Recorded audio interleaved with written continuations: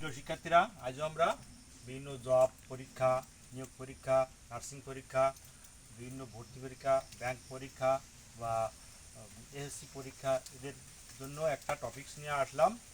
আজকে টপিক্সটার প্রতিপাদ্য বিষয় হচ্ছে বৃত্তস্থ কোণ কেন্দ্রস্থ কোণের মধ্যে সম্পর্ক।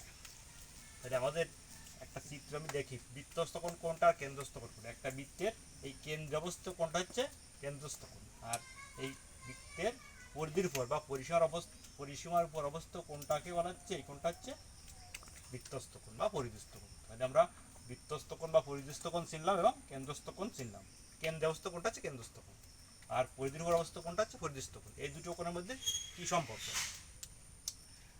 এই সম্পর্ক থেকে আমাদের বিভিন্ন টপিকস থাকবে, প্রশ্ন থাকবে, প্রশ্ন বের করবো, প্রশ্নের অ্যান্সার বের করবো। এই জায়গায় দেওয়া আছে এই কোণটা, বৃত্তস্থ কোণটা দেওয়া আছে 40 ডিগ্রি, কেন্দ্রস্থ কোণটা কত। তা শিক্ষার্থীরা আমরা খুব সহজে মনে রাখতে পারি, এই কোণটা পরিধস্থ কোণটা দেওয়া থাকলে এর সঙ্গে 2 গুণ করবো, 2 গুণ করলে এটা পাবো। তাহলে এই কোণ, এইটা হচ্ছে কেন্দ্রস্থ কোণ, এক সময় হচ্ছে এইটা গুণ 2, 80। তাহলে কাঙ্ক্ষিত ফলাফল আমাদের অ্যান্সার ক 40, খ 60, গ 80, ঘ 90। তাহলে এটা হচ্ছে আমাদের এক্স সমান হচ্ছে 80 ডিগ্রি। তা আশা করি এটা আমরা বুঝতে পেরেছি। এবার আমরা কেন্দ্রস্থ কোণ দেওয়া আছে, বৃত্তস্থ কোণ বের করবো। তাহলে কি করবো? আমরা আগেরটাই করেছিলাম কি, আমরা এই এই বৃত্তস্থ কোণ দেওয়া থাকলে এর সঙ্গে 2 গুণ করেছি, 2 গুণ করে কেন্দ্রস্থ কোণ বের করেছি। আর এটা হচ্ছে তার উল্টা, এই কেন্দ্রস্থ কোণ দেওয়া থাকলে এইটাকে আমরা 2 দিয়ে ভাগ করে এই পরিধস্থ কোণ বা বৃত্তস্থ কোণ বের করবো। তাহলে কোণ ওয়াই সমান হচ্ছে 60 ডিগ্রি দেওয়া আছে, 2 দিয়ে ভাগ করেছি, তাহলে 30 ডিগ্রি। শিক্ষার্থীরা আমি আর একবার বলি যে এই কোণটা যদি দেওয়া থাকে, কেন্দ্রস্থ কোণ যদি দেওয়া থাকে, তাহলে পরিধস্থ কোণ বের করতে এইটাকে 2 দিয়ে ভাগ করবো।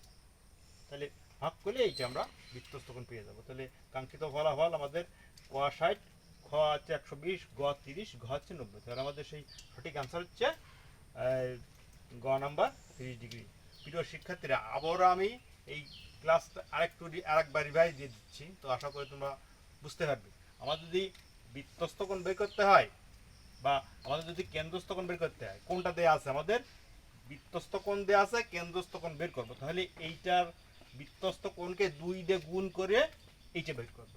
বৃত্তস্থ কোণের সঙ্গে 2 দিয়ে গুণ করলে আমাদের কেন্দ্রস্থ কোণ হবে। আর যদি আমাদের কেন্দ্রস্থ কোণ দেওয়া থাকে, তাহলে বৃত্তস্থ কোণ বের করতে পারে, তাহলে এই কেন্দ্রস্থ কোণকে আমরা 2 দিয়ে ভাগ করে বৃত্তস্থ কোণ পাবো।